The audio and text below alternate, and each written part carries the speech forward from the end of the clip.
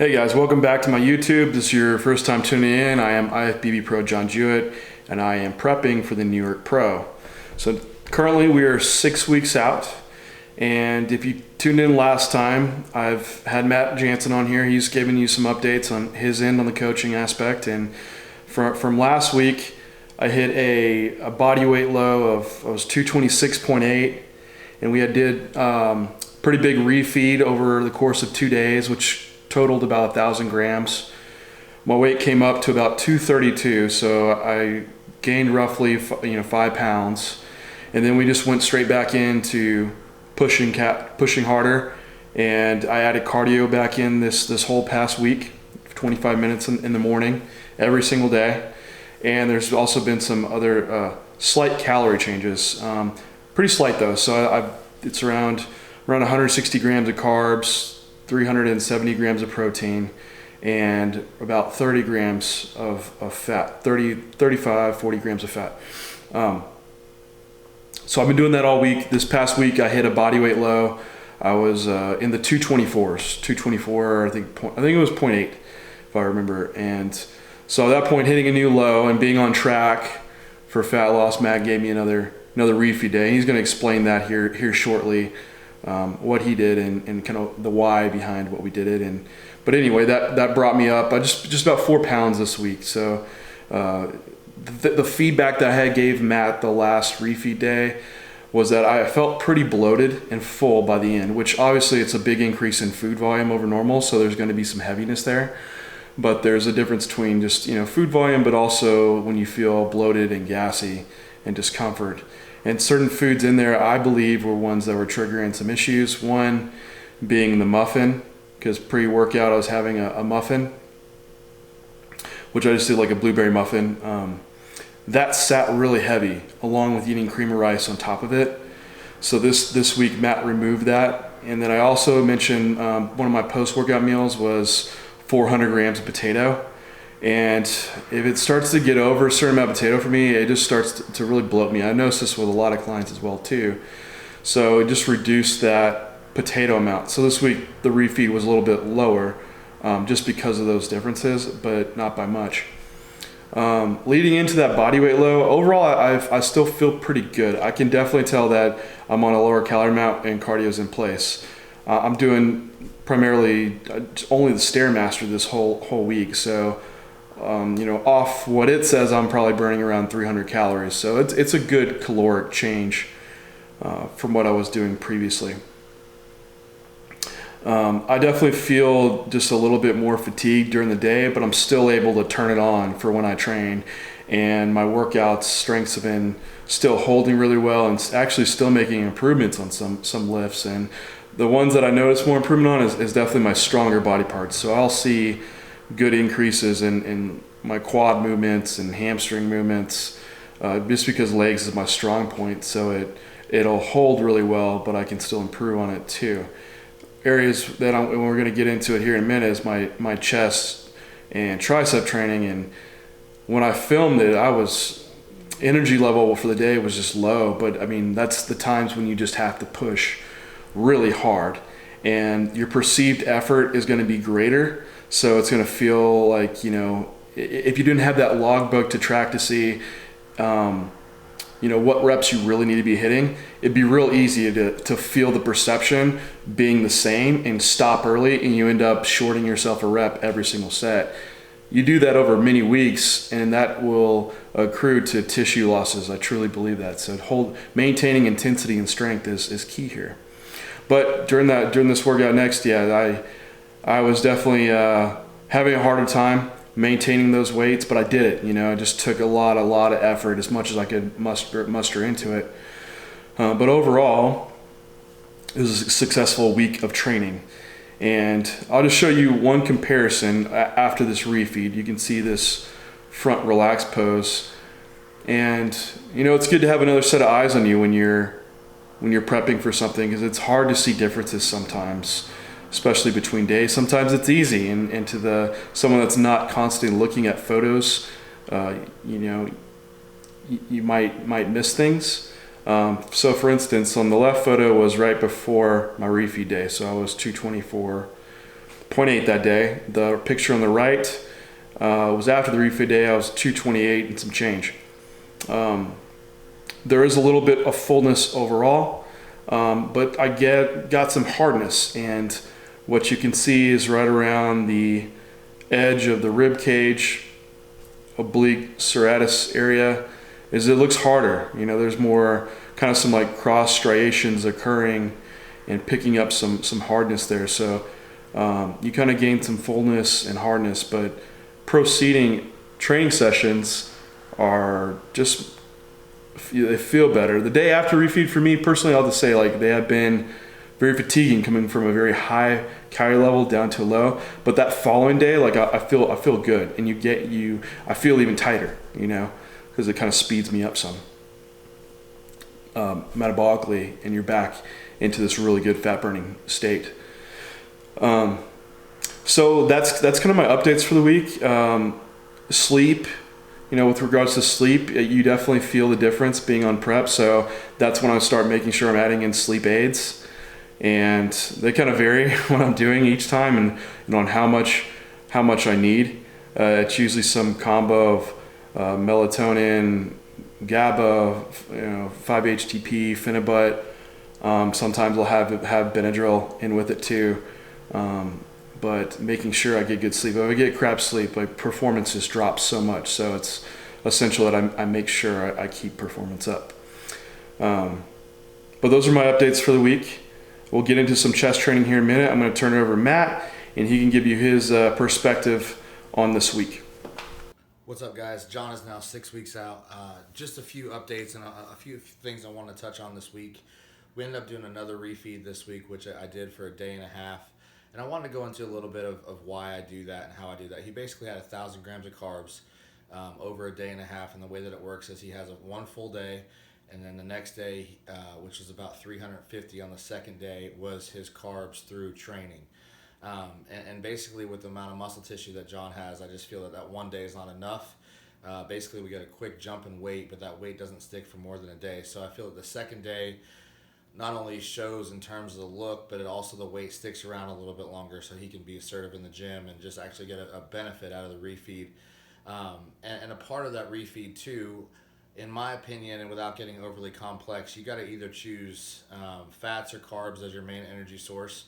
As a performance athlete and somebody that, there's an endurance component to training, I do like to keep carbs in as high as they can be while fat loss is still occurring. So with that being said, fats can't be overly high. I think some fats are definitely necessary and essential, as they are an essential nutrient, but at the same time, you got to pick and choose what you're going to go with. So I try to keep fats at the lower end as long as fat loss is still going on, and then give them as many carbs as they can within the goal of weight loss for that week or that phase. So that's where we're at, and that's why, again, even with his refeeds, I bring the carbs up, but I typically leave the fats around the same mark. He's not on trace fats right now. There's still some within his diet, so I just leave them stable and then go from there. Now, if he starts to get overly depleted towards the end of prep, I'll probably end up adding in fats as well as carbs, but he's just not to that stage yet. So that's why we're doing what we're doing. But overall, I'm very, very happy. I also mentioned last week that I wanted to start to push the conditioning more, and those of you guys who have been following along all along, he's continued to make basically 2-pound drops per week. So you might be saying to yourself, well, why, if he's within the goal, why are you continuing to push the conditioning more now? And basically, I felt like for the phase that we were in, John had made as much progress as he was going to make without needing an additional change. So that's why I put the cardio back in. And then also, too, we've changed the structure of these refeeds, whereas refeeds are actually now a little bit higher to get hunger hormones up, and then we go back into pushing. So just a little bit of insight into why I'm doing what I'm doing rather than just, updating you on X, Y, and Z. But overall, I'm seeing more sharpness in his back this week and his glutes. Conditioning's coming in. He's starting to get really that grainy texture to his hamstrings, side shots, things like that. So I'm very, very happy. Also, something I like to see on guys that have this feature is John, his abs kind of start to cross striate, and I saw some of that this week. So there's a lot of cool things going on. We got 6 weeks to bring his best, and I'm very, very confident that he's going to do that. This time that he's had off stage from 2016 to now has done very, very well for him. he just has a denser look. So it's going to be exciting, and thank you guys again for following along. Alright guys, here's my push session. So I'm doing chest, shoulder, and tricep. Right now there's 3 workouts that I rotate between A, B, and C. So this is my C workout. The first 2 workouts I focus more on hitting upper chest first, doing compound movements. Today's a little different, so I will hit more mid-lower pec, starting with more flat and decline pressing movements. But the whole emphasis of this program is still on kind of upper pec development. So currently just under 7 weeks out hitting this workout. Body weight's right at a low, 226.8. And we'll start with doing a flat hammer strength press first. So on this flat hammer strength press, I'm trying to set up a little wider than shoulder width on the grip and really trying to squeeze traps together and pull them back down. Like I've said in this previous chest videos, and you kind of see like I'm trying to press myself back into the pad, and I'll put all the pressure on the top of my traps, and my chin's kind of tucked down into my pecs. So I'm just like, feel like I'm pushing myself away from the handles and pulling them in. So you're not trying to pull these bars apart, you're trying to spread them in together and get a really good chest contraction. Just gonna keep warming up and get up to top 2 sets.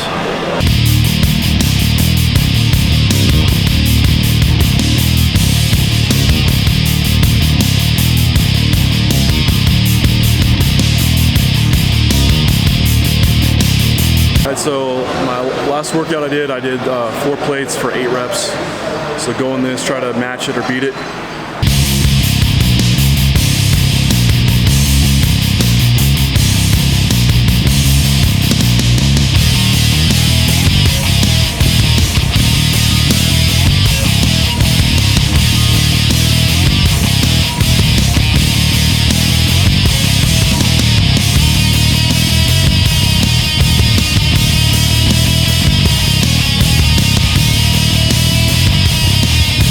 Alright, so I matched my reps from last time, which is fine. See, chest is a weaker body part as far as development wise, and been harder to develop it, so that's been harder to keep up with strength on it because of that reason.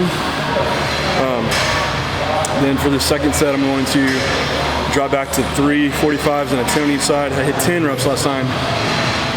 See what we can do. Since starting like cardio Monday, it's our energy level's already kind of lower.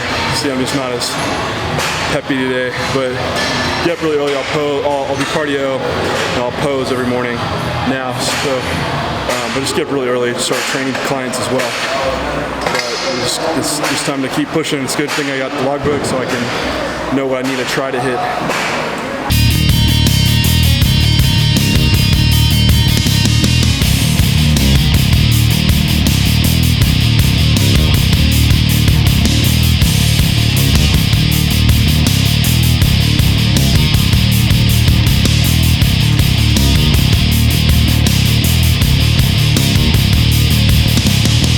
Moving on to decline hammer strength press, hit more like lower pec fiber. I'll put the seat all the way down, make sure hands are traveling pretty close to like sternum level, and really trying to accentuate that press at the very end. That's where I feel really good peak contraction, is at the very top of the movement. So definitely want to take it all the way through the full range of motion here. Pretty warm, so I'll just do 2 warm-up sets, then jump into my 2 working sets. Just like my first exercise, I'm going to try to hit a set of like 8 to 10 reps, back off and wait, and hit another set of 12 to 15, somewhere in there. Going to my first work set, last time I hit 4 plates aside for 10 reps, so I will see if I can beat that.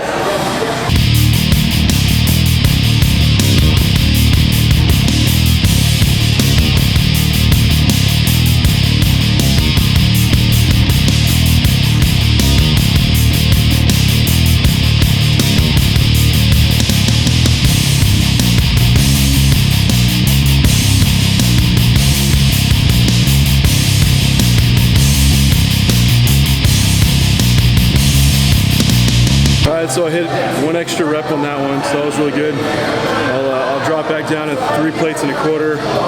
Last time I did 13.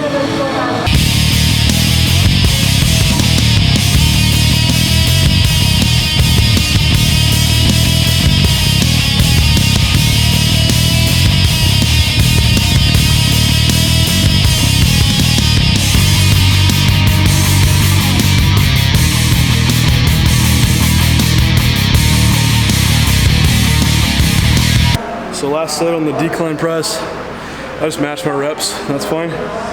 Move on to Smith machine military press.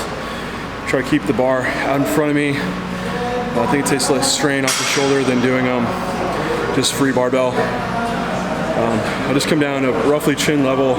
Try not to let my humerus drop too far below my shoulder. Just control the centric, explosive concentric movement. Same thing, protocol for these last lifts I did. So I'll work up to a set of 8 to 10, back off, set of 12 to 15. Work set number 1. Hit 2 plates for 10 reps last time. Let's get into it.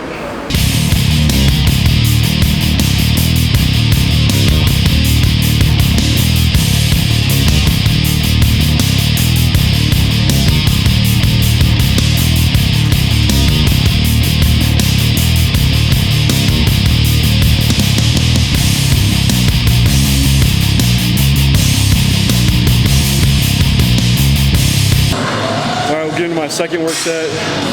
That last set I just matched my reps. Dropped down to a plate and a quarter. Last time I did 13 reps. So we can get now.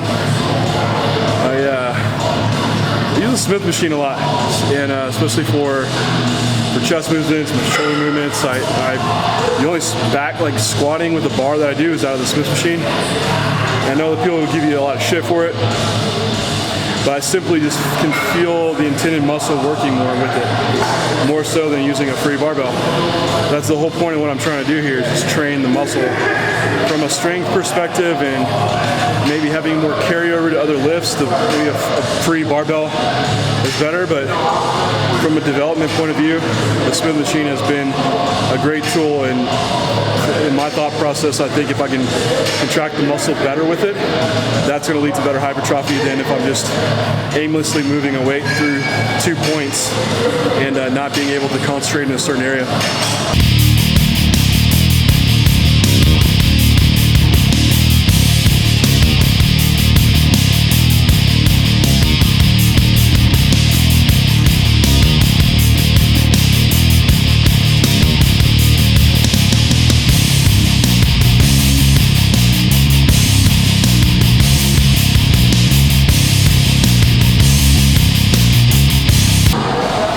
So now I'm going to get into doing a cluster set of a slight incline reverse grip bench press and incline cable fly. The reverse grip bench press is actually really good for upper chest. Your upper pec fibers, they kind of run at that downward angle from the clavicle down to the insertion point, so they function to move the chest upward. But in that reverse grip press, it's almost a very identical movement pattern. So you will get some good shoulder involvement, pec involvement, but I'll do that with the the incline cable fly, and it'll pre-fatigue the chest a little bit for this. But I've already hit a lot of decline movements and flat pressing movements, so I'll get into my more isolation movements, just use upper pec for that. Set up on the reverse grip bench. You want the bar still coming about sternum level. You want your hands and elbows right at 90 degrees with the ground, so your elbow should be right underneath the wrist. Just control the bar down and you can explode up. Make sure you're keeping the scapulus pulled back and down and tight, and take the movement all the way up to the full range of motion.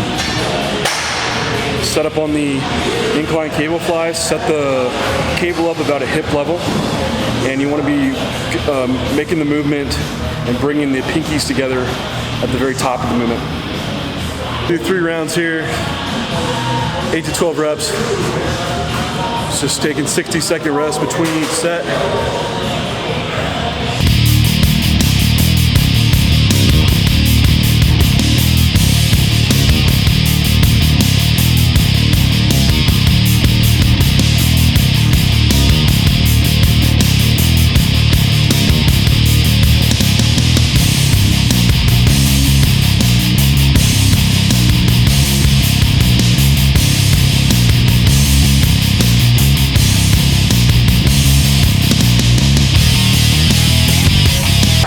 So I'm going to move on to doing some side delt.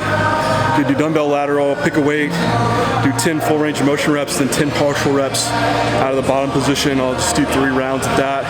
Just create a lot of metabolic stress and pump. This is more of a pumping exercise.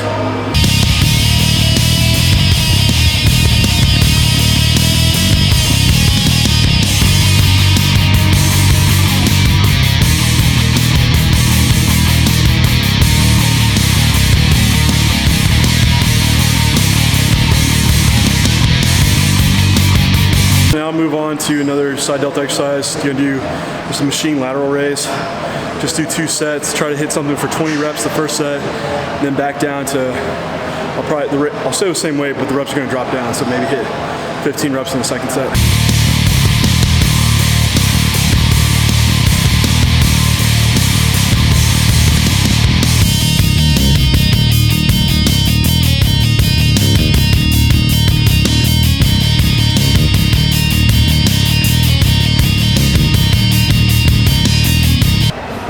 Moving on to triceps, I'm going to do a cluster set of rope push down and close grip bench on the Smith machine.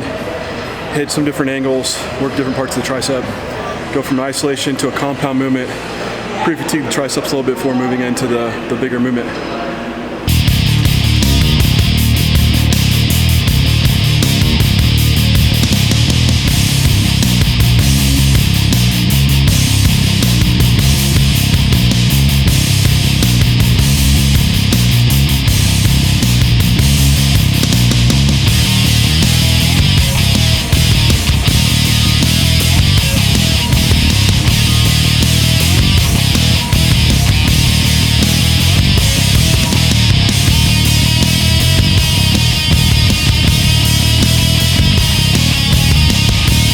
If you have a weak chest for picking your tricep movements, close grip bench and reverse grip bench are good options because you work a chest as a secondary mover. So it's a good way that you can still use exercise selection strategically to bring up certain muscle groups.